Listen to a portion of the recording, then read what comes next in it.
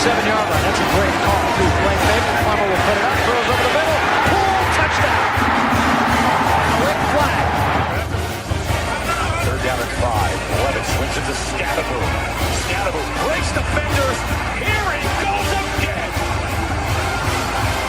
Another Scadaboo is the running back, and he is immediately met in the backfield, runs through the contact, and then throws a shoulder for good measure.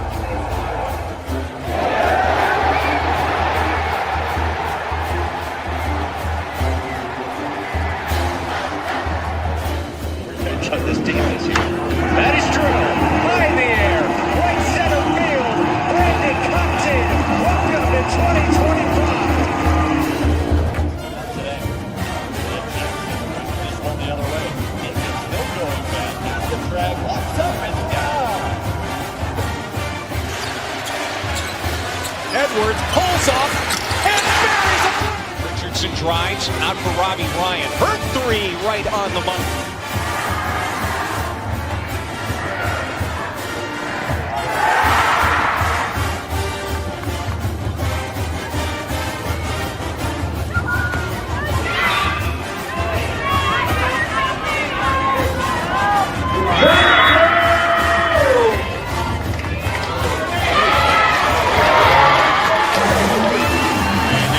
Takes his shot for Darby.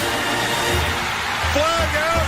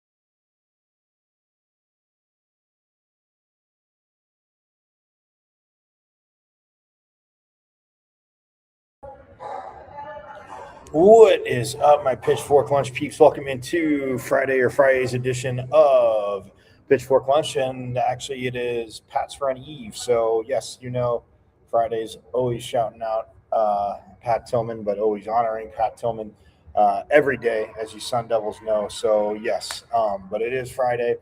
I will explain very briefly where I have been because it has been a little bit of a a little bit of a crazy, frustrating week, but onward and upward, my Pitchfork Lunchers. So we got a lot to get to today. But I am Michael Caratanito at Diablo005 _ on X, artist formerly known as the Twitter.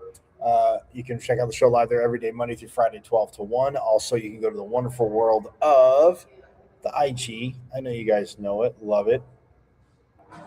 Go to the wonderful world of IG and check it out there at michael.caratanudo.5. Yes, just add a dot between my first and last name and a .5 after my last name, and then bam, there you go. Watching live on the good old YouTube. So yes.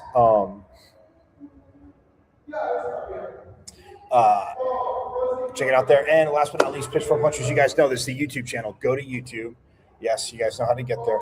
Go to YouTube, watch live, but guys, when you're there, subscribe to the channel, especially if you're new Pitchfork Lunchers. Subscribe to the channel as like I said, it's you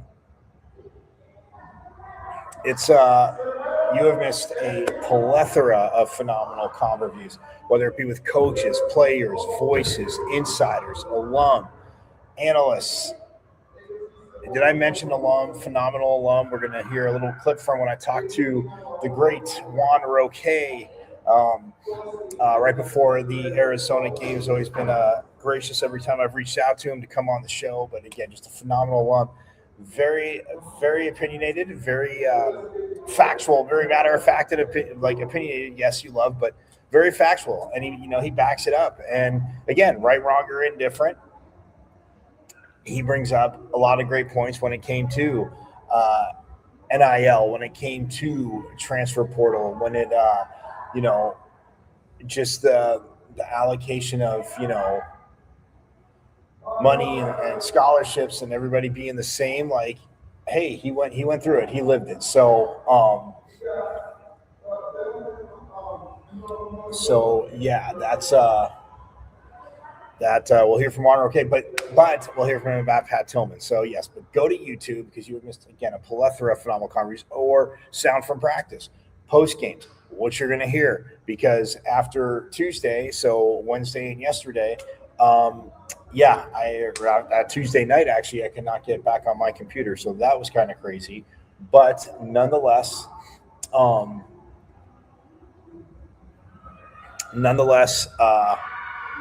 Yeah, it was frustrating, but knock on wood, it's working now. Thank you, technology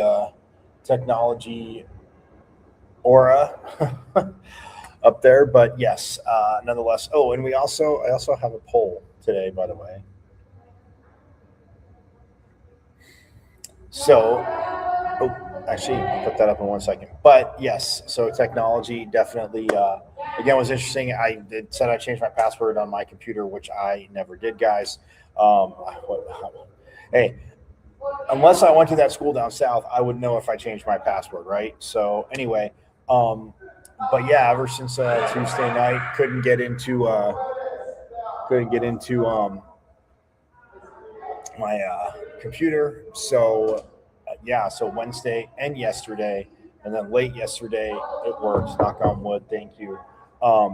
So yes, that's why we're back Friday. Well, look, we got a lot to get to. Like I said, softball, baseball, more Big 12 matchups, all here in Tempe, Phoenix Community, but all here in Tempe. Lacrosse here tomorrow morning, senior day, or actually at noon. Pat's Run, as you know, tomorrow at 7 a.m. And yes, I will be out there.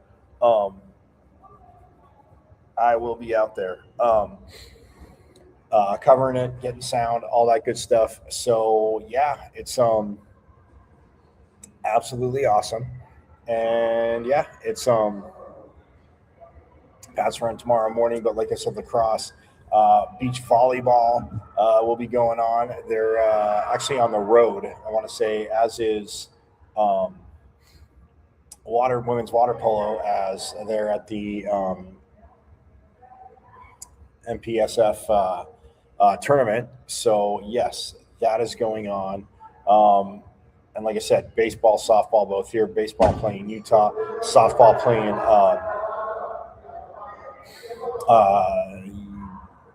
UCF. Yes, UCF. So they are both here this weekend. We'll get to all that.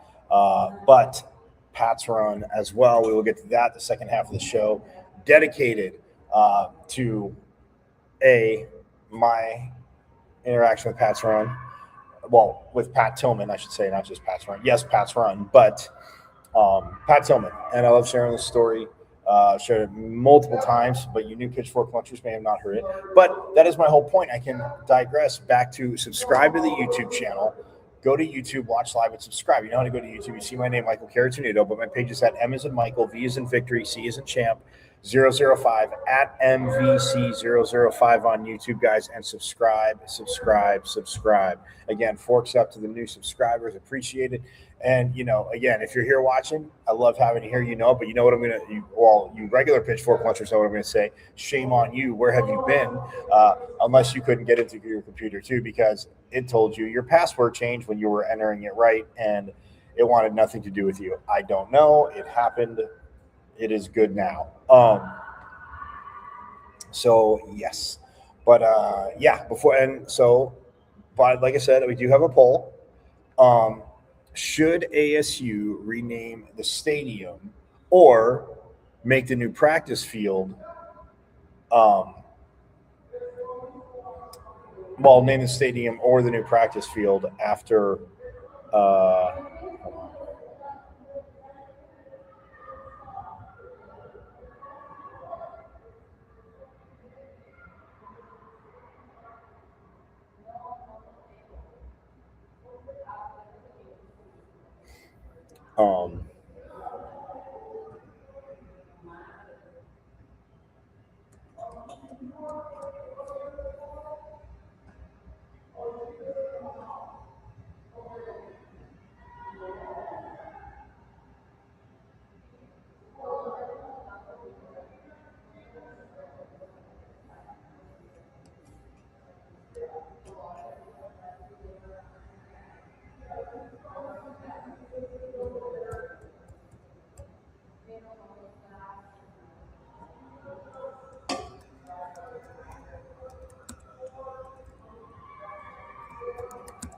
Hold on, I'm fixing it.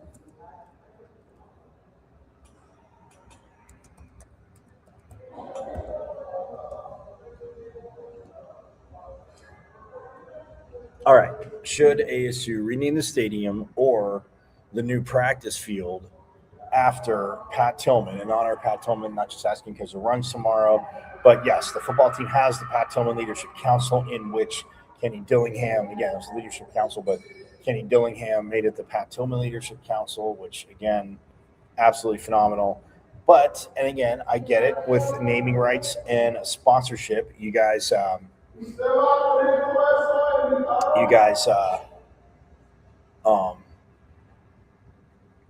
probably like, well, it might be tough with the stadium, or it'd be really long if you'd be like, Mountain America Credit Union's Pat Tillman Stadium. Long, I know, maybe, but who cares? In this day and age, everything doesn't have to be one word or abbreviations, right? But you guys let me know. And I'm gonna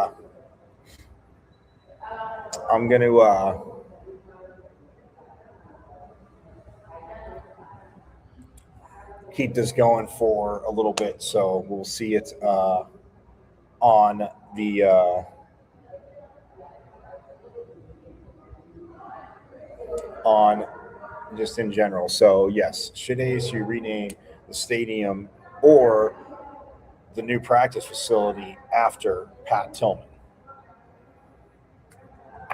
I think it'd be phenomenal, but that's just me. Either way, if you're asking me which way I'm voting, I think one of them definitely should be. And I know it sounds waffling, but that is not an option for you to say. So you got to pick one. If you were to pick one, I guess since it's new, I would go. And well, I mean not new, but I guess I would go. I'm leaning towards the practice facility, but I kind of like Mountain America Credit Union's Pat Tillman Stadium. Again, there are stadiums that have longer. I guess you could say naming, like stadiums are named longer than that. So Mountain America Credit Union's Pat Tillman Stadium, Frank Cush Field. Again, just because again, you're not going to change the field name, and again, honoring Frank Cush, and nor again, that's why the poll's not that way. But yeah, so that is up, and yeah, but. Going to take a quick break, very quick break. We get back. We're going to go right into, well, here are this Pitchfork Lunches. We're going to go right into softball postgame from Tuesday, the 13-0 win over UTEP. So they have a 2-game season sweep over UTEP, 1 game there, 1 game here. And the awesome news, I know you saw it, the AUSL Kenzie Brown. A lot of you softballers already saw it. I retweeted it. But we'll hear from Kenzie Brown. We'll hear from Coach Bartlett first. And again, Holly Rowe, who was just in town for the Final Four, she actually came out on the field and presented Kenzie Brown with a golden ticket. So absolutely phenomenal. Forks up to this kid who grinded, battled through injuries, did everything, and was able to, again, just be an absolute dominator. And yes, I have called her the dominator. Maybe others have. But I am taking credit for it, for what I have done when I've been out at games, a dominator. And they have, like I said, USF tonight, or UCF, not USF, not South Florida, Central Florida, Big 12 foes. But yeah, we're going to go to break. We're going to hear from Coach Bartlett and Kenzie Brown, and then I'll break that down. Then we're going to check back in at football and hear from Coach Dillingham, Clayton Smith, and defensive line coach Dyron Reynolds, who all spoke yesterday after practice, which I would have gotten into yesterday as I was trying to do the show. But again, it's not an excuse, guys. I mean, it sucks. I mean, it sounds like one, and it sucks, but I literally could not. And yesterday I tried something. I tried to type my password in all caps, and work, and then I said, okay, now let's enter it right, and it opened right up. So not an excuse. You guys know I shoot you straight, transparent here on Pitchfork Lunch. So anyway, that's the poll question. Should ASU rename the stadium or the new practice field after Pat Tillman, Pat's run tomorrow? And it is, again, just an absolutely beautiful, beautiful thing. 30,000 runners. So we're going to step aside real quick. But again, when we come back, right into Coach Bartlett, post-game after UTEP's beating UTEP 13-0 and sweeping them for the season. So more Pitchfork Lunch coming right up.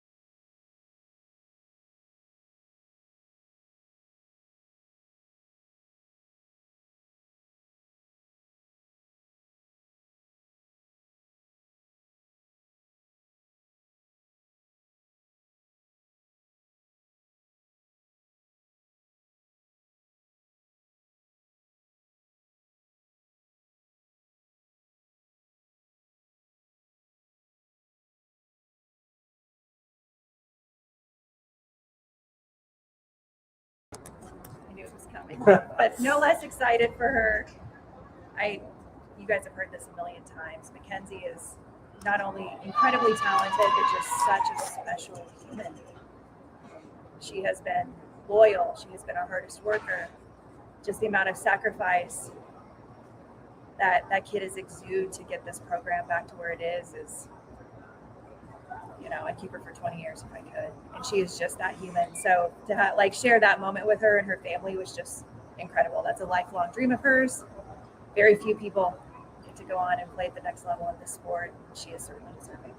To overcome, I know you touched on the sacrifice, but the injuries, like when there's doubt, you as coaches can, put belief in and kind of keep the confidence up, but just to see her battle back from those injuries too, what does that mean to her? She's just a warrior. There's just no quit in that kid, and certainly not enough doubt to derail her. She just is a competitor. With Mackenzie, she is going to roll out there every single night and give you everything she has. And that's all you can ask out of anybody. What does it mean to you to be able to play a part in herself? One of the best decisions I've made in my adult life, probably. Certainly as a coach, betting on that kid, certainly changed the trajectory of this program. And, it was kind of gutted and in shambles 4 seasons ago. And here we are, it's a top 25 team. And she has just been a huge piece of that. So I'm just really grateful she chose to be a Sun Devil and stay a Sun Devil. For the game, the fifth Grand Slam of the year. I know balls fly out of this park, but just obviously a great day for the offense. But on the Grand Slam, what did you see there? Oh my gosh. Sammy, gorgeous hack. When that kid works with really good direction at the plate, she's so dangerous. She just was really locked in. And honestly, she's leading us in the Big 12 right now. Sam's really been incredibly locked in for really the last month. Getting a ton of RBIs, and today was no exception. So that's fun. It was a good day for the pitching catching combo. Coming off the series loss at Kansas, how important was it for your team to start getting in scoring runs? Yeah, great momentum. You always welcome momentum, right? And confidence and belief. And we talked about that in pregame, that this is a really dangerous ball club. This is a good ball club. By nature of a couple things happening in the U of A series, one more strikeout, one more hit, one defensive play made, we win that series. Everyone's feeling pretty shiny. Go off to Kansas. That was a tough, kind of tough elements to play in on Saturday. Same thing. One more hit, one more defensive play, one more strikeout. You win that series too, and now everyone's like, oh my gosh. And that's just our sport, right? It's round bat, round ball, and it's a game of millimeters sometimes. And teams get in those ruts once in a while, and it feels like, God, everything that can go wrong is going wrong, and which is certainly not true, right? We're putting up runs, and Mackenzie's doing her thing, and Mika and Issa have had great years too. But it's just those little margins we couldn't seem to kind of get over the hump, and that's going to be the goal for the week, right? That we just have to catch some momentum and put all the pieces together at once. If we do that, this ball club gets dangerous quick. Who do the team want when you get those runs? It feels like nothing can go right. Who do people able to just go eat and get out of those runs? Mackenzie's a big piece of that. You can imagine she's kind of the ultimate cheat code. But really, I think offensively, Kaylee Pond, KP has done a tremendous job for us. She's a 6-year. There's a lot of presence, confidence.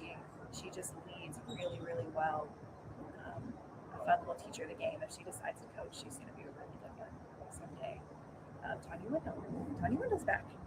Let off the game with a double. I'm like, oh, thank God. Where you been, kiddo? So we're certainly thrilled to have Tons back in the lineup. We've certainly missed her in the leadoff spot. KP certainly filled in and did a tremendous job. It's just KP's so dang powerful. You don't have to use her to lead off. We don't want to. Move her down the lineup a little bit and give her some opportunities to hit runs in. So we're getting there. We're getting healthy. Last one for coach. Add more on that. What does having her back on this lineup do for your team going forward? Oh man, it's just veteran leadership and consistency. At a leadoff spot, the reality is we have a lot of power hitters in that lineup, and we don't have a lot of bunnies, as we say, right? Kind of contact, speed kids. So to have one of them go at the top, she can get on base, she can rip bags, she's going to be able to push defenses, and it certainly, you got to respect her speed a little bit more because it's a different look and feel. excited to have her back. Thanks, Coach. Yeah. Thanks, Coach. Thanks, y'all. Good to see you.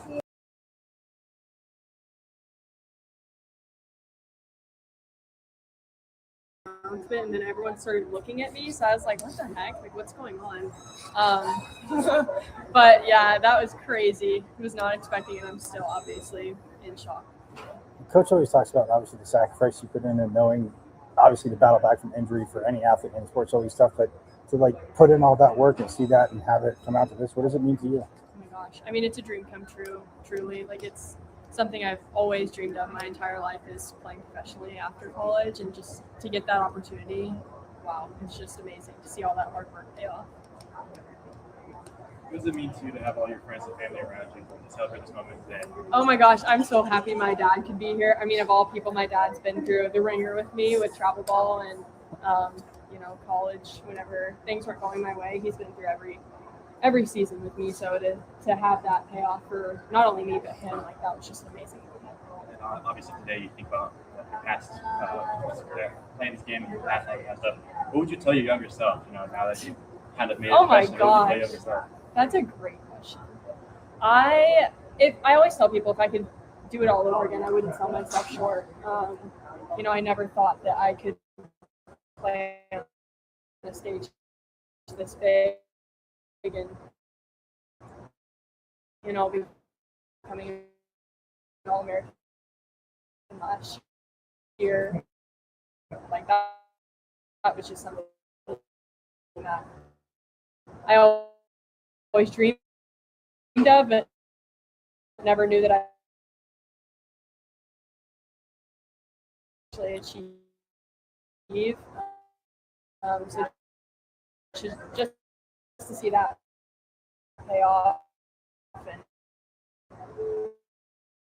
gosh, I would just tell her, don't tell yourself short. And then when you're obviously like that's like the hitters, but like if they're put like the way they can hit, like you get into the circle and rip through the first, a few batters and get them back to the lineup. Just how big is that? I mean, obviously for them, even like you put a little extra, like, I don't say maybe pressure. Just trying to keep it simple. We came off a tough loss to Kansas, so we were just trying to get back on top, get back on the grind. It was good. What kind of conversations in the locker room after Kansas? Like, hey, like, this is really We were right there. I mean, I feel like we were in every ball game, like one hit, one pitch, one ground ball. Like, we were right there. So we just needed to keep it going, stay focused, reconnect. It's great to be back at home as well. After those back-to-back losses, you guys came out here and marched through. We set 13-0. Changed today as compared to those last two games.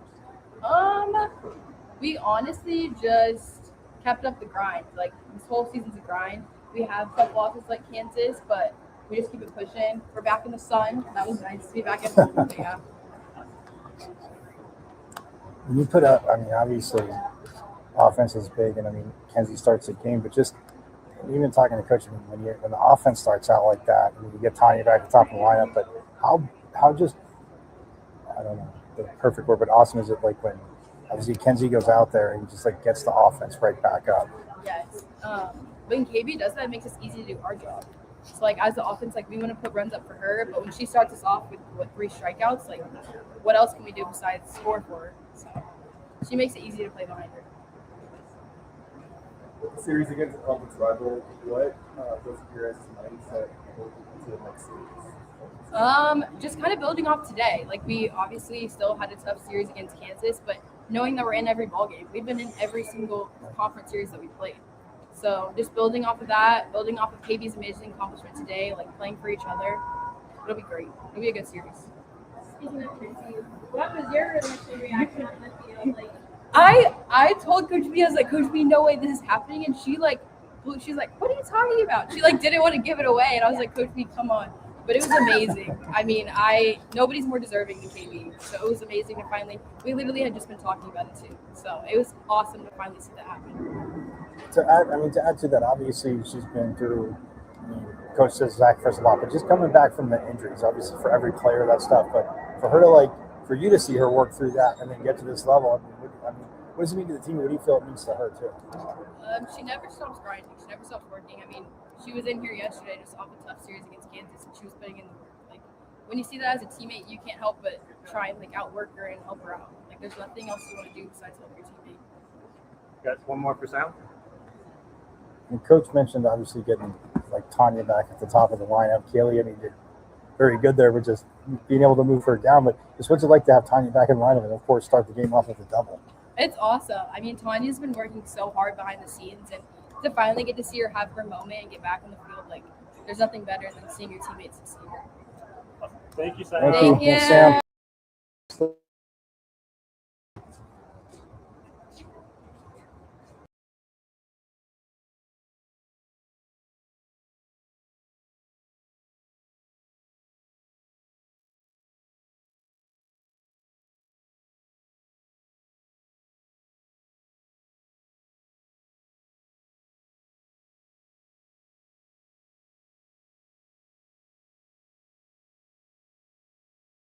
announcement, and then everyone started looking at me, so I was like, what the heck, what's going on?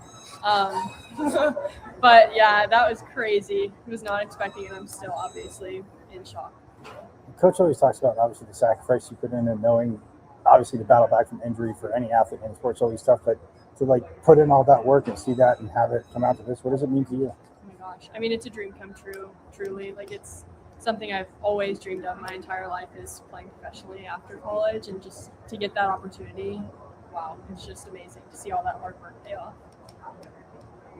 What does it mean to you to have all your friends and family around you to celebrate this moment today? Oh my gosh, I'm so happy my dad could be here. I mean, of all people, my dad's been through the ringer with me with travel ball and college. Whenever things weren't going my way, he's been through every season with me. So to have that pay off for not only me but him, that was just amazing. And obviously today you think about the past, playing this game in your past, all that kind of stuff. What would you tell your younger self? Now that you've kind of made it. Oh my gosh, that's a great question. I always tell people if I could do it all over again, I wouldn't sell myself short. I never thought that I could play on a stage this big and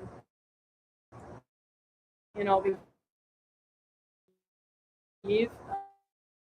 So just it's as well as this one. I mean, I've never been a part of.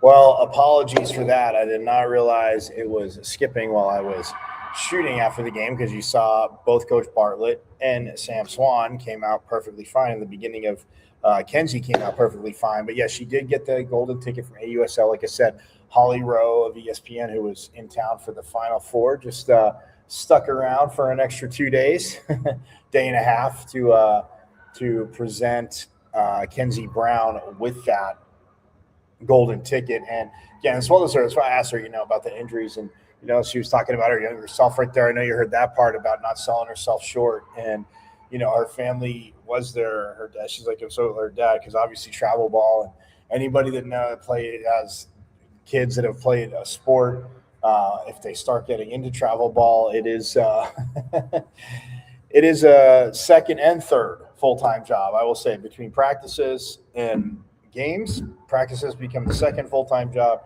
for a parent, and the games become a third. full-time job for a parent. So, yeah, my peeps. But yeah, so stoked for Kenzie Brown, who will be on the mound tonight as they take on UCF. But yeah, the golden ticket, the draft is in June. Yes, the draft is in June. But yes, her golden ticket, she will be drafted. So absolutely awesome. Forks up to you, Kenzie Brown. And I'm going to work on getting her and Sam Swan on the show. You guys know efforting with sports and teams while they're in season, a challenge, but yet very much fun, to say the least. So yeah, but yeah, stoked for Kenzie Brown again. Like Coach said, no, people are out there working hard, but the overcoming the injury and getting back to herself, because becoming this dominant pitcher. And I mean, she had good stuff, and then you get injured, and you got to build back up to that. And yeah, like she said, I mean, there's she just said, so was it? That's why I asked her. I'm like, I know it means a lot, but like she got what I was saying. Like, what does it mean to you to be able to get that done and to battle all the way back from injury? So yeah, very, very stoked for Kenzie. Softball team again taking on UCF. And UCF's number 25. So got to get some. Got to defend the home field like they've been doing. So it's a sweep of UCF. Again, it is one game at a time. First game tonight would be beautiful, but we shall see. So,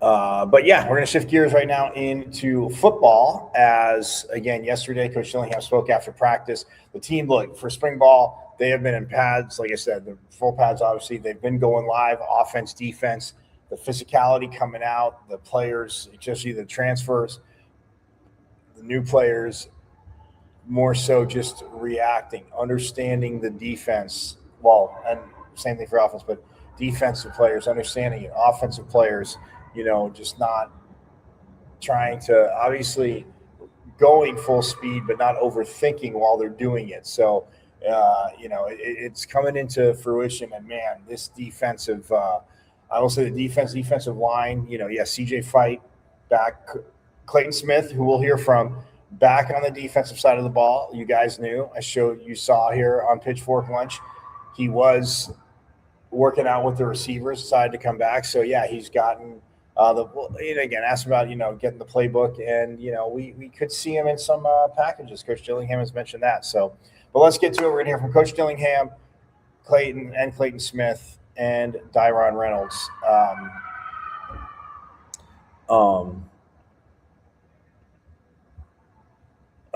From obviously football.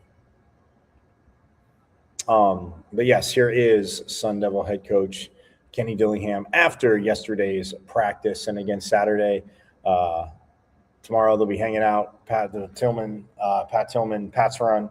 And then the team will be there for the kids, and then they have practice tomorrow evening. So absolutely awesome. But yes, here is Coach Dillingham after yesterday's practice. Last 3 minutes and 34 seconds or whatever.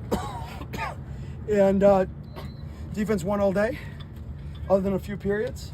And then the last drive, 2-minute drill to end the game.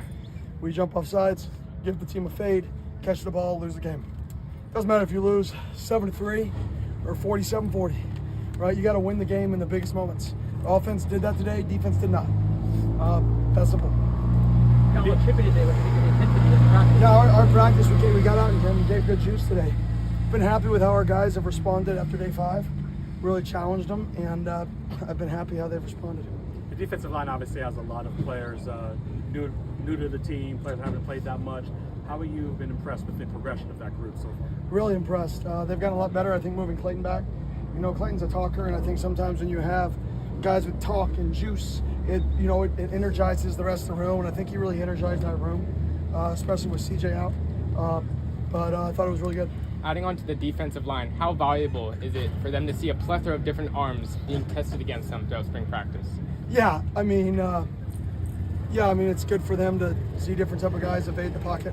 But You know, versus them, it's defeating the man, rush games, and stuff like that, not necessarily who's playing quarterback. What's it like seeing Mike Kilgore talked to already after the injury that he had? Yeah, it's great to see. I mean, he was a phenomenal high school player.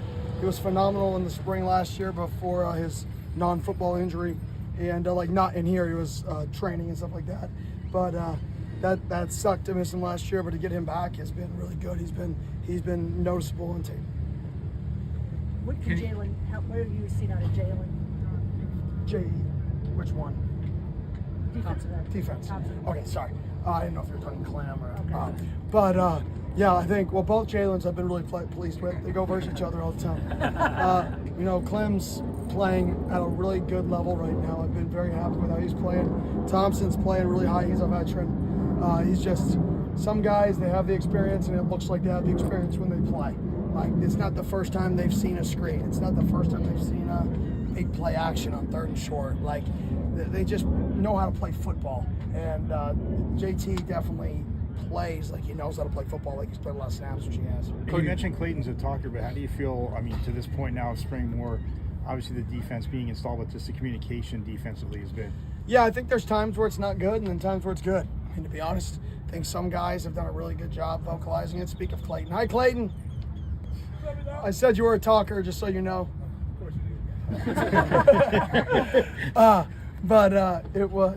It's been good. I mean, like I said, some guys communicate really well. Some guys got to get better. Some of that is confidence. Volume is confidence. So if you're saying something loud and you're wrong, usually it's because you thought you were right. Like you were so confident you were right.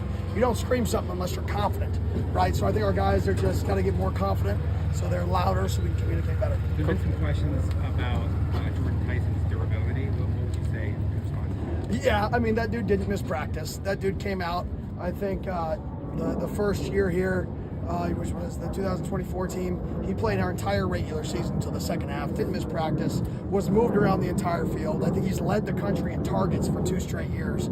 So, yeah, I'm not really worried about his durability. I'm not worried about his toughness. That kid's extremely tough. People don't know he's played with stitches in his hand that people don't know about. I don't even know if I'm supposed to say that because he's tough. Like, he is a kid who's going to block you, go put on the tape. Like, he's a football player you want to have on your team. Like, that is a guy that is going to be the face of an organization. Coach, with running backs like Abbott who are not afraid to fight for that first down in the trenches, how important is it for the defensive line to share that same mindset? Yeah, we got to win short downs. You know, at the end of the day, you got to win the downs that you're not supposed to win. And if you're on defense and you can win the downs you're not supposed to win, and you make the downs that you're not supposed to win difficult for the opponent, it changes everything. And flip side, offense, you've got to win the downs you're supposed to win. If 3rd and 1 is challenging, it's going to be a long year on that side of the ball. Just like on defense, if 3rd and long is challenging, it's going to be a long year on that side of the ball. Like, you've got to win the down and distances that are advantage to you. And then the best teams make the easy down and distance for the opponents challenging. So we put a lot of time into 3rd and short this year just because we want to be a team that wins those down and distances. Moving on to special teams, you brought in Mike Cyphers to help with the kicking and punting, which was a struggle last year. What sort of development have you seen from the special teams? Yeah, I mean, they're getting coached by a guy who's done it at a high level for a long time. So just the communication back there, I see him coaching, and it's really cool for me to see just because he's been there, he's done that. He specializes not in special teams, he specializes in kicking, punting, snapping. That's what he's a professional in. He's a professional at coaching the fundamentals of kicking, snapping, and punting, and I'm glad he's on our side. Most of or all of the team will be running with the kids this weekend in the Pats run. Yeah. What does that mean to you? Yeah, I don't know about running. Right, they're gonna be lining the field. Whatever they do with these kids this weekend, as a tough guy, how does that make you feel? What does that mean to you? Yeah, it's cool that our guys want to give back to the community. At the end of the day, like Arizona State, like we represent Arizona State, which is one of the universities in the state of Arizona. And being involved in our state, being involved in these events, being involved in the youth. I think is kind of what college is supposed to be about, is our guys and our players and our staff getting young kids involved in college, involved in sports, seeing their, guys they see on TV be good people. And I think that's everybody's responsibility when you're in one of these positions, is that you're not always going to be perfect. You're going to have your moments, but for the most part, try to be good people and try to show people what good people are. And I think our guys wanting to be a part of that is just showing that they're good people, and they want to continue to spread that. Is Kent going to do the kids run? Maybe. He may have a T-ball game. We're in a competitive season of T-ball where nobody's allowed to get out, which is new to me. I yelled out the other day, and I was like, "Oh crap!" Everyone was looking at me. I'm like, "He was out. It was my own son." It's okay. It's my own son. They got him out. You're not supposed to do that. Let me tell you. What? You're not the coach, are you? No, but I may next year. But just because I'm there, I try to be as involved as I can.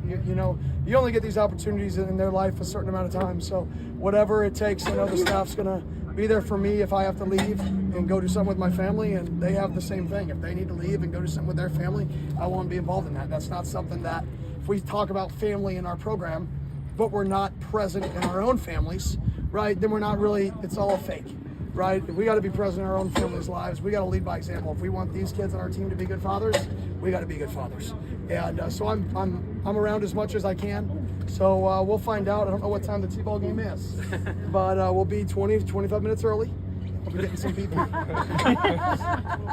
A bunch of players have gone bowling lately. How do you think the competition there off the field translates on the field? You want competitive people. I think you recruit people who love to compete and love competitiveness. I say there's two types of people. There's people who watch videos. There's people who play chess.com, or they play one of these weird online games on their phone. Give me the dude that at least plays the online game. Is that going to be the deciding factor in recruitment? No. But do I like the fact that he'd rather compete and have a winner and a loser? Absolutely. I like the fact that just guys who naturally like to compete. Like, if your hobbies are competition, like, that's a positive in my mind. If those are the things you want to do for fun, or like it's competition. You guys.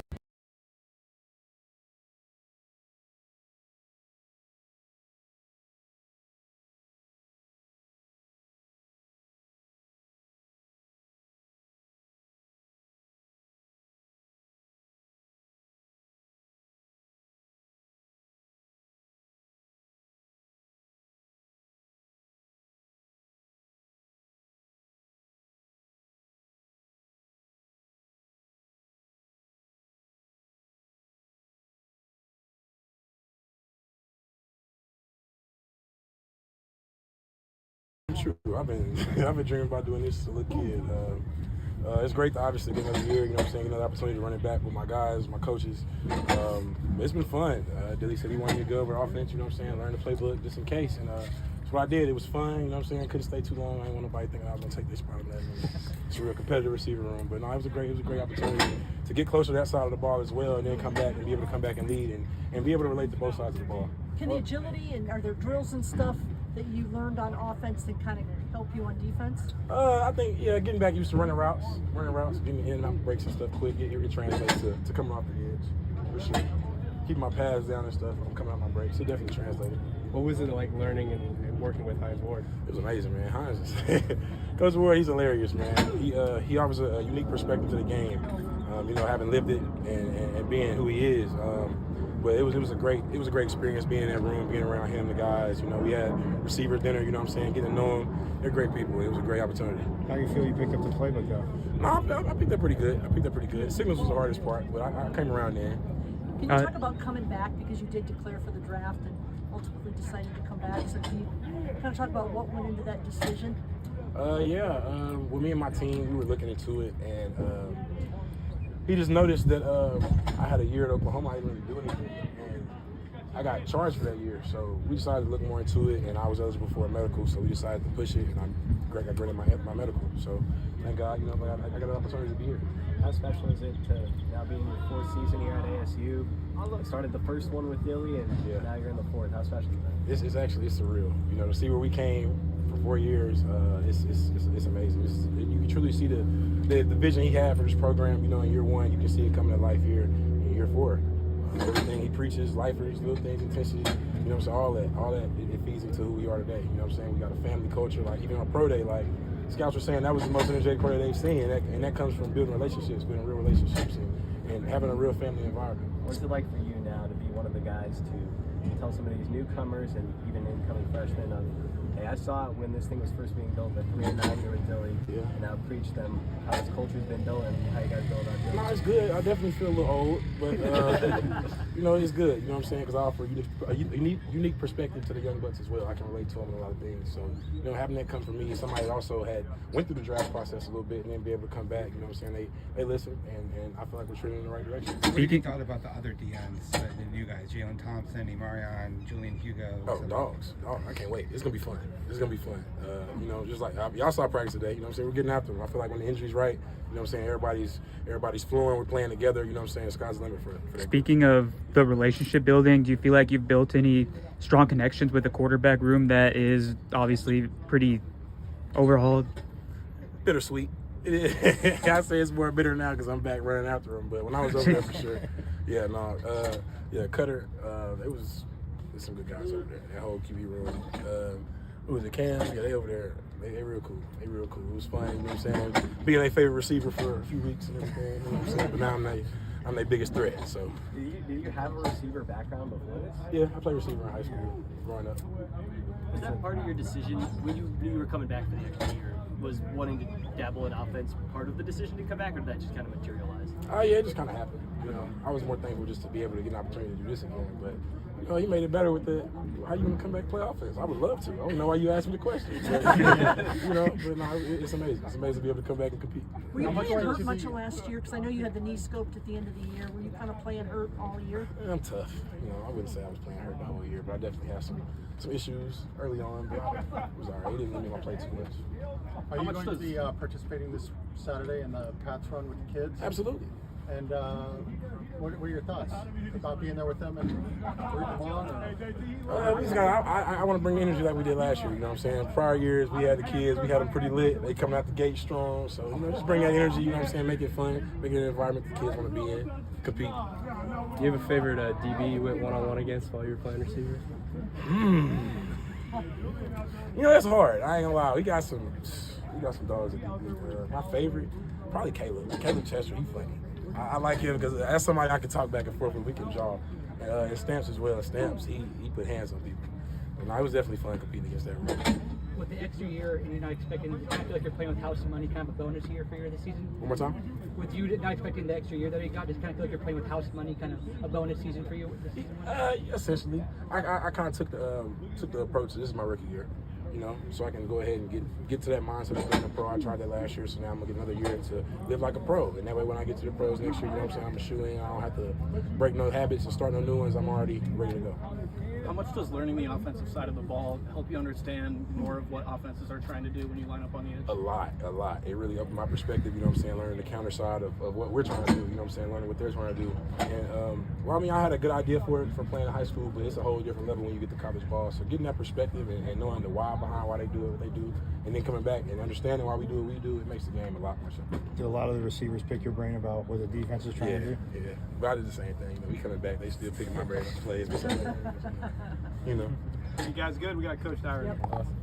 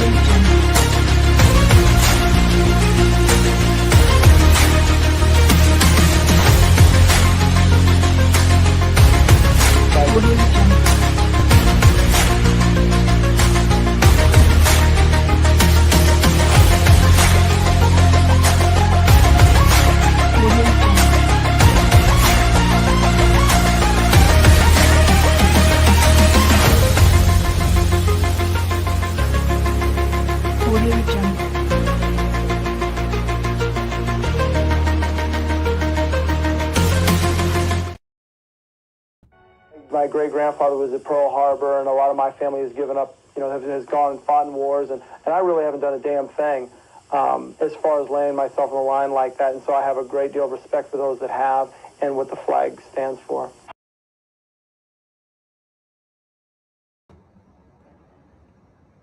Yes, back here on Pitchfork Lunch, we kind of keep the football theme rolling, but Pass Run is tomorrow. 30,000 entrants. As I mentioned a few weeks ago and throughout the last few weeks, Rob Riggle, a former Marine, people like, isn't he a comedian? Yes, but former Marine actor, comedian is going to be the starter. So, again, looking forward to seeing Rob Riggle out there and start the race starter. Again, just so stoked. Be a part of Pass Run. You heard it right there. And I will play that again just because, again, we weren't BFFs, like I told you guys, but being lucky enough to meet him, have met him, and I'll tell you that story really quick in a second. But, yeah, I mean, this is Pat Tillman after 9/11. My great-grandfather was at Pearl Harbor, and a lot of my family has given up, has gone and fought in wars, and I really haven't done a damn thing as far as laying myself on the line like that. And so I have a great deal of respect for those that have and what the flag stands for. Oops, just kidding. Yeah. Again, Pat Tillman, I mean, that's the kind of person he was.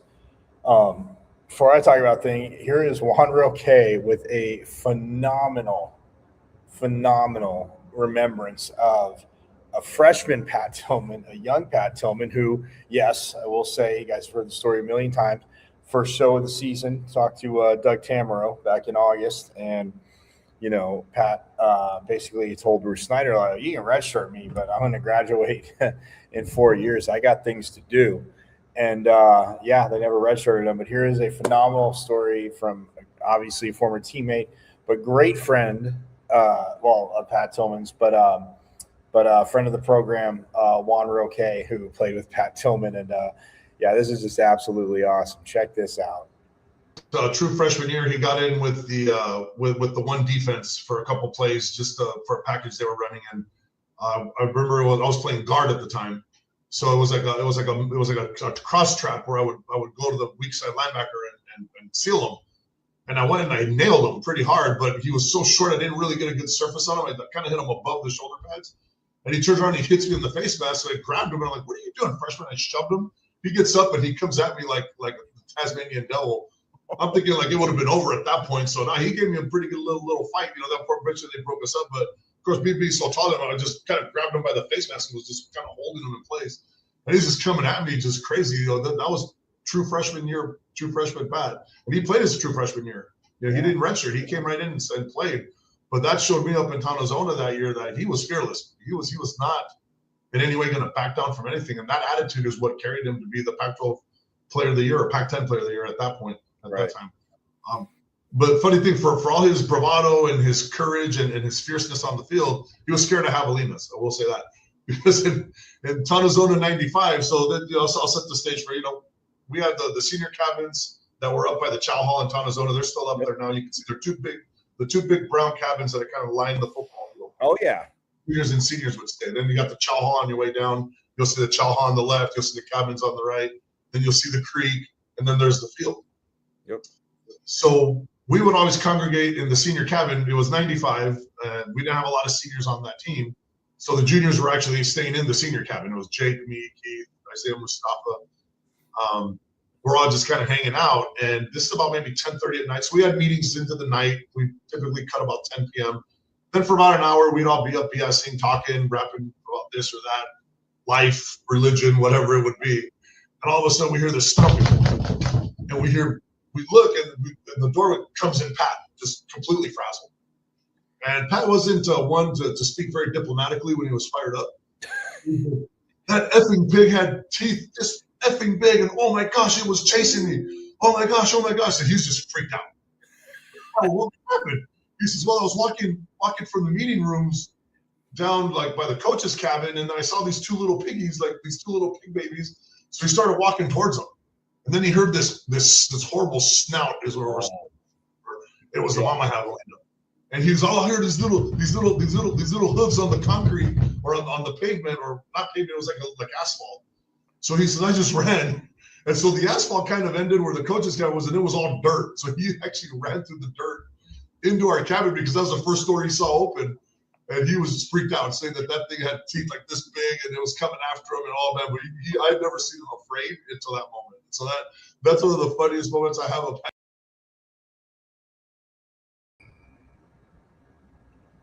Absolutely awesome memory. Juan Roque, love it.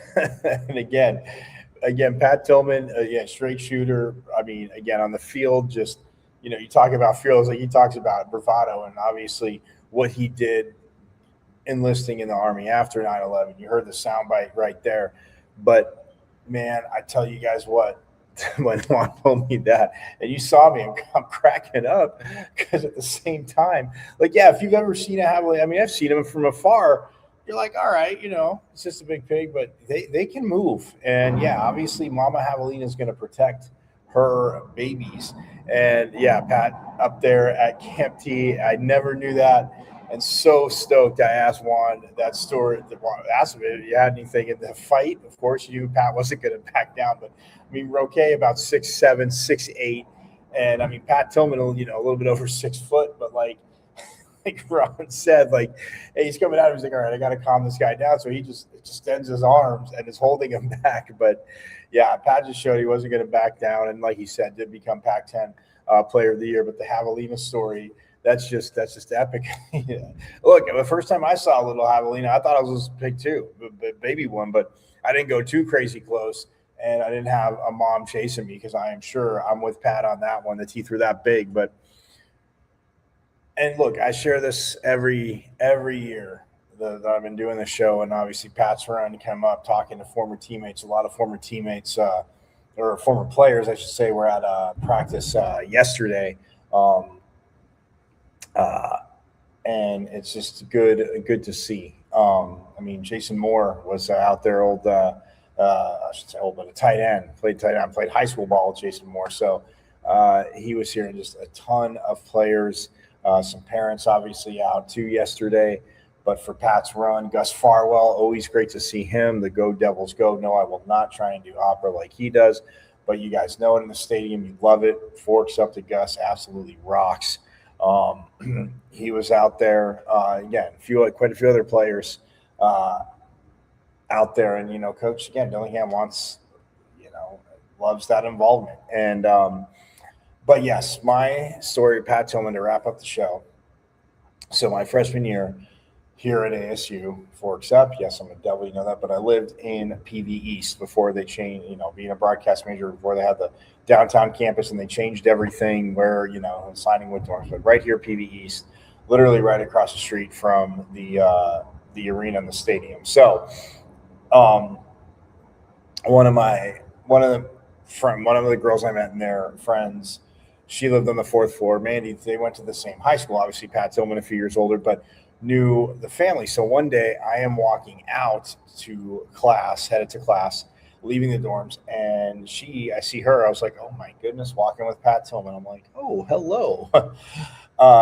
But no, and so we were talking, and she knew I was a broadcaster major, but she introduced me to Pat. And like I said, not that I would expect him to be a jerk or anything like that. That's not what I'm saying, but just, pleasant to talk to him, engaging. We're talking for a few minutes.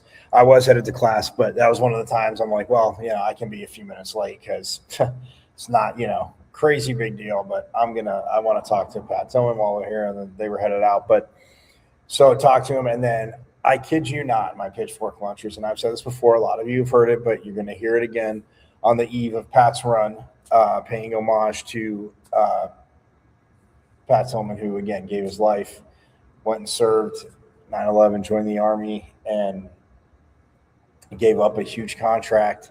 And I mean, it's people see it and they're like, wow, man, that's like, could you give up that money? But again, you heard him say it right there, and we'll hear it at the end of the show. But every time I ran into him after that, that was freshman year, absolutely just, engaging, chat. I had some classes out of the College of Business, a lot of you are familiar with, and I bumped into him there. Again, we talk, again, like I said, not BFFs, but just, chatting, talking. I'd, be asking him, he's like, oh, hey, what about you, blah, blah. And it was just, again, always fun to talk to him. Very cool to talk to him. So fast forward to the next season. It's Parents Weekend, and I actually got both my parents to come out to a game. I know a lot of you that know me know it's not really a surprise. I wasn't surprised for my dad to come, but my mom actually came out. So it was Parents Weekend. They come up, we go to the game. They have tickets to the game. After the game, we go get pizza, and we're standing in line, and I see some of the, football players back, in the corner. And I was like, oh, Dad. I'm like, yeah, see, look, they even come to get pizza. I go, it's like high school, except college, they do this, and who knows, probably too tired, and we'll go home and crash, or who knows, maybe I go, hey, Dad, we can find some parties. My parents didn't go that far. I wanted to get my mom to a party. That would have been the ultimate accomplishment. But nonetheless, I digress. So we're in line, see some over there. And then as we're getting closer, I didn't realize, because, I didn't look back. I was, just talking. My parents and I are chatting, and I hear, oh, hey, Mike. And I turn around, it's Pat Tillman. I was like, oh, I'm like, hey, hell of a game, Parents Weekend. I'm like, oh, I'm guessing I'm like, your parents got to be here. Come on. He's like, oh, yeah, no. We got a dinner tomorrow. He goes, they come in, they know we got dinner tomorrow, stuff like that. So we're just chatting. And then, so I introduced him to my, mom and dad. Obviously, like I said, not a surprise, but very polite, but just chatting up with my dad, asking him a few, talking a few things, this and that. And, even like my mom too, but again, just talking to my dad couldn't have been more graceful. And everybody's like, oh, my friends that know me in the beginning thought I was telling the story because there was food involved. And they're like, oh, he must have paid for the food. He didn't pay for the food, nor would I let him. But that being said, just very, again, awesome, talking to my parents. And then anytime I bumped into him after that, because again, that was, before the Rose Bowl, leading up, going by practices, stuff like that as a student. Anytime I bumped into him after that, I would say, oh, how's your dad doing? Blah, blah, blah. Because I told him, he's a baker, did bread, but yes, he can make pizza, he could do it all, and stuff like that. But, always asked, always engaging. And again, just seeing him in that aspect and around other people. And like I said, I tell the story not because it's like, oh, we were BFFs. No, I would never say that. But again, just always, just great to talk to. And, after 9/11, like I said, it hit home, huge home for him. And as it did for a lot of people. Again, it's not, like I always said, fallen, never forgotten. 9/11 is a day that will, like I said, I'll never forget. And so, yeah, him and his brother end up joining the Army. His brother Kevin played baseball here at ASU. But,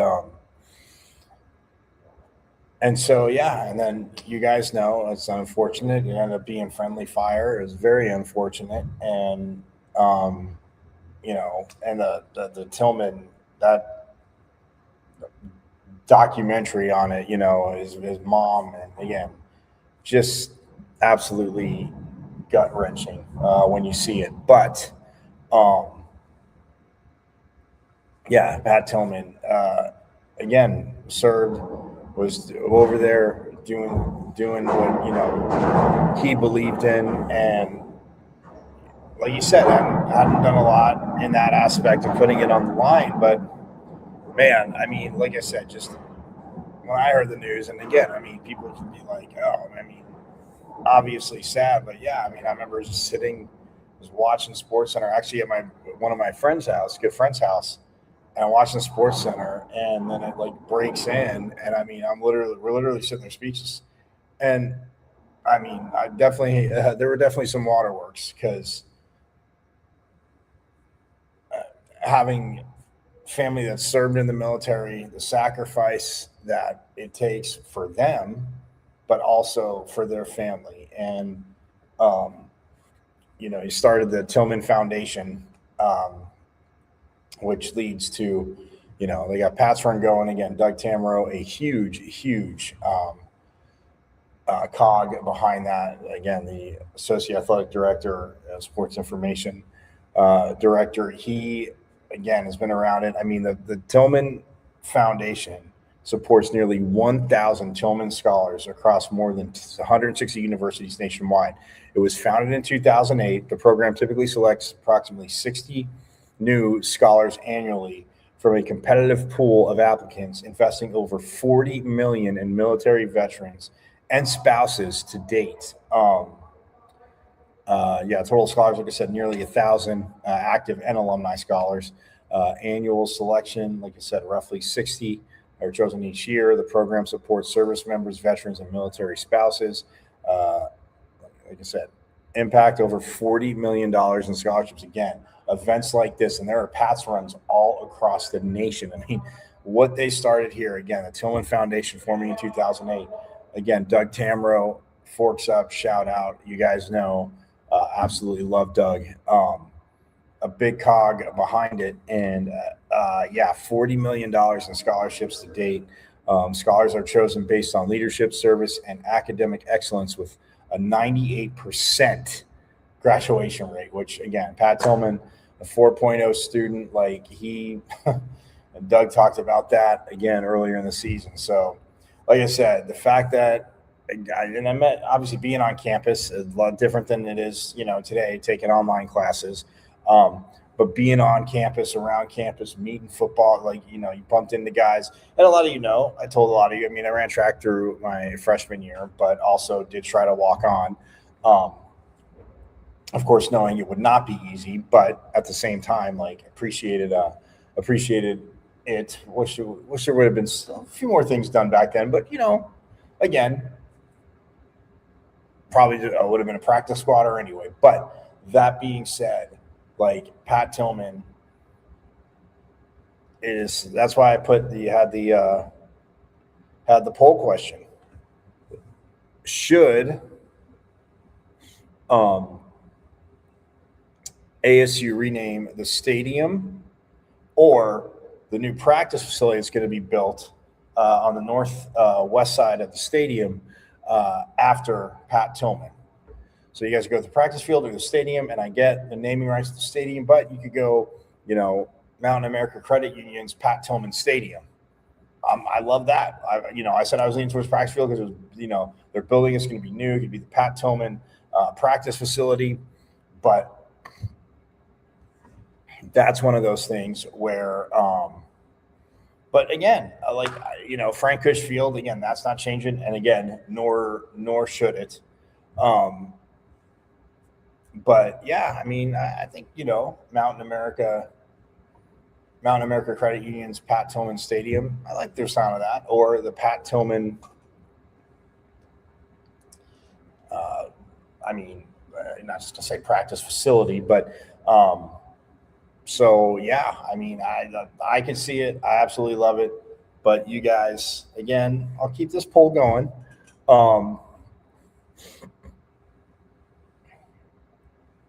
So yes, you can vote on it, but yeah, we'll keep it going for a little bit. But again, Pats runs tomorrow. Baseball has UCF tonight. Softball. Sorry, softball has UCF tonight.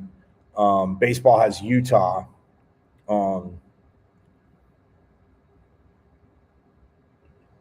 Coach Bloomquist and his team, who are 24-10 now overall, and you'll take 14 games above 500. Had a crazy win against Grand Canyon. They were down 7-0, came back and won 12-8, my friends. Then lost to UNLV Wednesday night when I was there. Again, couldn't get into my computer, couldn't give you updates, but 7-5, and now they have Utah coming in tonight and tomorrow night at 6:35, and then Sunday, of course, the 105 getaway game. All at Phoenix Muni.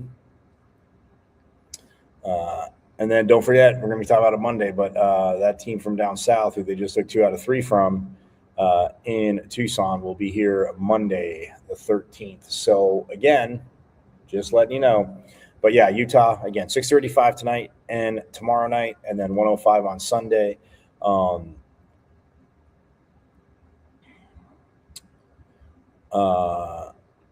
For men's tennis, who is rocking, by the way, 17-8 overall. They are They just beat BYU last Thursday, not last Thursday, yesterday, 4-1. Absolutely awesome at the BYU indoor tennis courts. Worked them, and now they will be here Sunday again, an hour before baseball starts. You catch some tennis. Come catch some tennis for about an hour at 1 o'clock, and then just go over to Muni.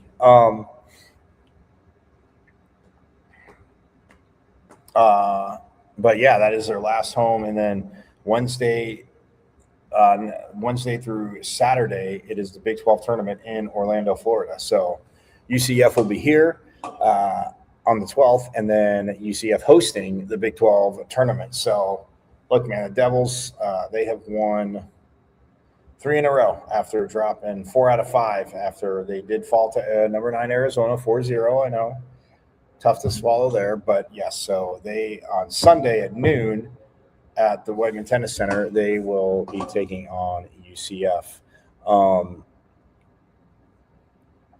And then water polo on the women's side, like I mentioned, they are at the MPSF Championships at Speaker Aquatics Complex, which they are taking on number 4 Cal, and that is today at 2:30 p.m. So just about an hour and 15 minutes from now. So again, went a little long. Again, tribute to Pat Tillman. Pat's run tomorrow. Again, phenomenal person, an amazingly energetic, great football player. And again, like I said, lucky to have been here at ASU at the same time as him, lucky to have gotten to cross paths with him and get to talk to him numerous times. So forks up again to the Tillman Foundation for all they do. Well, to the Tillman family, always in our thoughts and prayers in Sun Devil Nation. And just, again, so stoked that, again, Pat's run going strong here. 5,000 the first year, 30,000 registered now, a little bit over 30,000. So yeah, the growth, everything, all hats off to the Tillman Foundation and to, like I said, many here at ASU that work. But I know Doug Tamro, again, spearheaded that run. So spearheaded getting it going. And the first year, again, they thought they might have a few hundred people. They had 5,000, and now, like I said, up to 30,000. So yeah. But water polo, they are, again, 2:30 taking on number 4 Cal, who, again, they had an 11-10 loss to at Mona Plummer Aquatic Center, so you know they can hang with Cal. So we'll see what they do today, and then tomorrow and Sunday. Then the NCAA championships are April 25th through 26th at the UCSD, so in La Jolla there, Aquatic Center. And that is that. Women's tennis, they have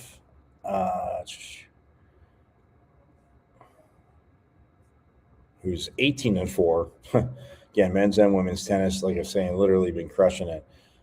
They took down number 27 BYU yesterday, and then Saturday, tomorrow at 11 a.m. In Utah. Well, yeah, they went from Provo to Salt Lake City. So tomorrow at 11 a.m., they will take on Utah to see if they can close it out in the Big 12 championships. Well, the site's TBA, but that's still says TBA. So that they have not updated that yet, or maybe they know, so haven't updated it yet. So I will work on finding that out. But those are also next Wednesday through Saturday for the women. Who for Coach Jackson, again, our second year, 18-4 overall, 10-2 in conference play. They've won 8 in a row, 9-2 at home, 6-1 away, 3-1 neutral. Yeah, that's how you get to be ranked high. And they also, again, remember, they beat that team down south at 4-2. So absolutely awesome to see. But yeah, Utah, 11 a.m. Tomorrow at the George S. Eccles Tennis Center. And then Lacrosse, they have a senior day tomorrow. They're 6-7 overall, 1-1 in conference play. They've won 1 in a row. They're 5-3 at home, 1-4 away. but got that first road win against Cincinnati. But tomorrow noon, UC Davis, 11 a.m. or 12 p.m. Sorry, 12 p.m. Tomorrow. So yes, you can check out Pat's Run. You can come out and encourage people. Even if you're not running, get on out here. Again, parking is crazy. You can park out on Tempe Marketplace and walk over. You can take the light rail in, park and ride, take the light rail over.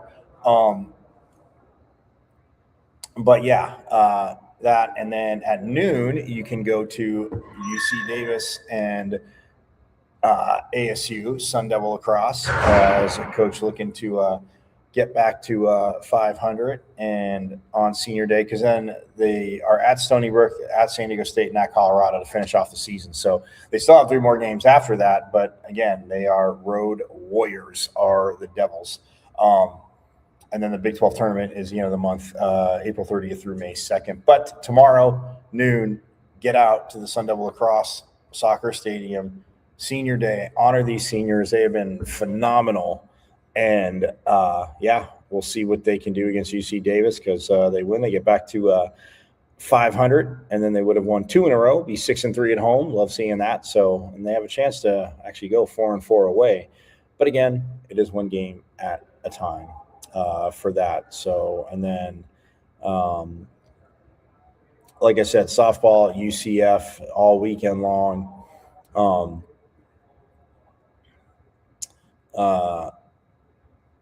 And again, their MO has been they've won the first game of the series and then dropped the next 2. Kansas lastly, and then Arizona before that. But again, UCF, number 25, number 22, it's all on ESPN Plus all weekend. But yeah, Friday, Saturday, Sunday. Friday tonight at 6. Tomorrow, at 4. And then Sunday is at noon. So yeah, so you could easily do Pat's Run tomorrow, and then softball, or no, then lacrosse at noon, softball at 4, and then finish off. Get there, maybe second inning, but finish it off, cap it off with Sun Devil baseball, guys. Come on, man, forks up, let's go. That's a phenomenal weekend, my friends. Phenomenal weekend. So, again, just that reminder. So that's everything. Wait, you know what? There is one more thing. There is one more thing that I did forget, and that would be beach volleyball, because I told you they are crushing it. 16-10. They're 7-1 at home, 2-2 away, 7-7 neutral site. So not below 500 anything. They did lose their last match against Cal, 4-1. That was today at 11:15 this morning, and now they are just about to get underway. At 1:45, they're taking on number 6 Cal Poly. Then they have number 2 UCLA, and then that's tomorrow at 10:45 a.m. at the Swanson Beach Resort, the COE Challenge. And then it depends on who they play. Obviously, what they do against, like I said, Cal Poly tonight, and then number 2 UCLA, Iana. So let's go. They can get the look. They're gonna have to grind, but they can beat both these teams. So they do that, and they become 18-10 overall. Yeah, very, very stoked. And then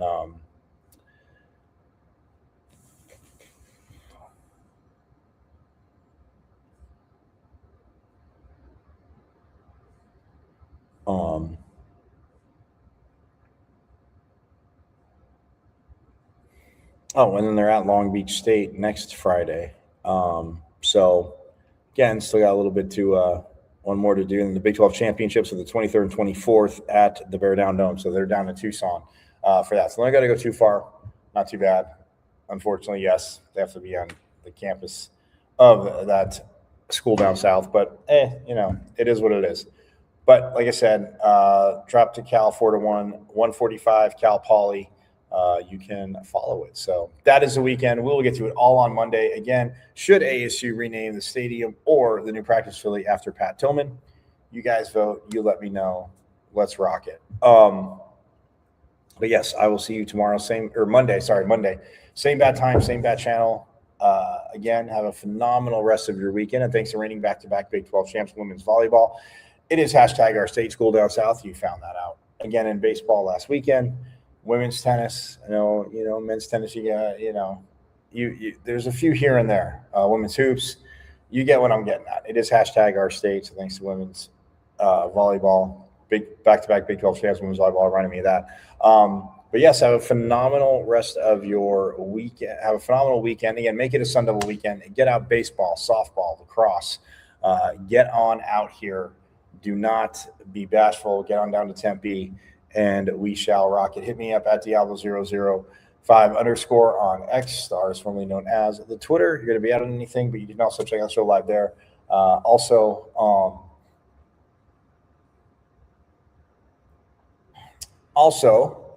you can my IG at michael.caratino.5. Yes, at a dot between first and last name, then a .5. Bam, you're there. And the YouTube channel, guys, you know it. Go to YouTube, subscribe. You need to catch up on everything you missed. And when I say catch up, I mean still watch season 3, but you can binge watch season 1, still watch season 3. Binge watch season 2, still watch season 3. And then, when we get rolling next fall, you'll be able to come into season 4. And again, we have a lot of guests on. So again, the conversations aren't always the same. That would be boring. Why would I want to have people have to literally ask them the same questions? Madness. So anywho, but yes, I'll be around all tomorrow. I will see you tomorrow, or Monday. Sorry, Monday. But have a phenomenal weekend. And of course, make it a Sun Devil weekend. You guys know it. As always, go Devils. And yes, a little extra on the way out. But you guys know it. As always, Forks up.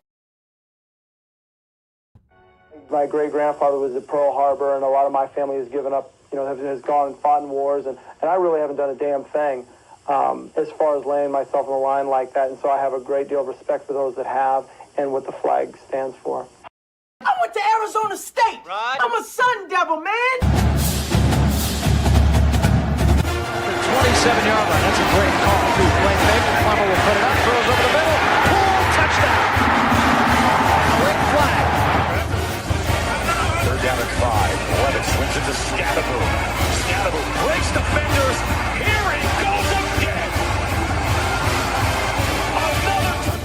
Scadaboo is the running back, and he is immediately met in the backfield, runs through the contact, and then throws a shoulder for good measure.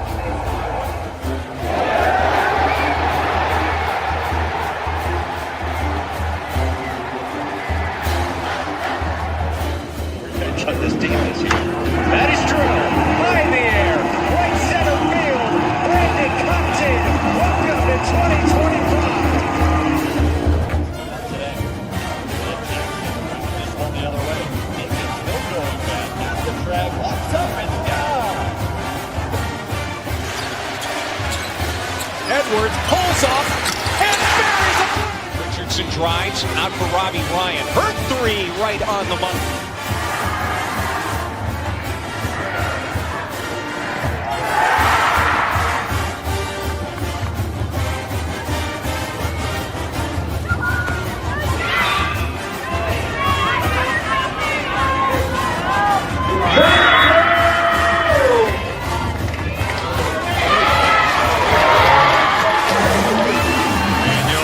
Takes his shot for Derby.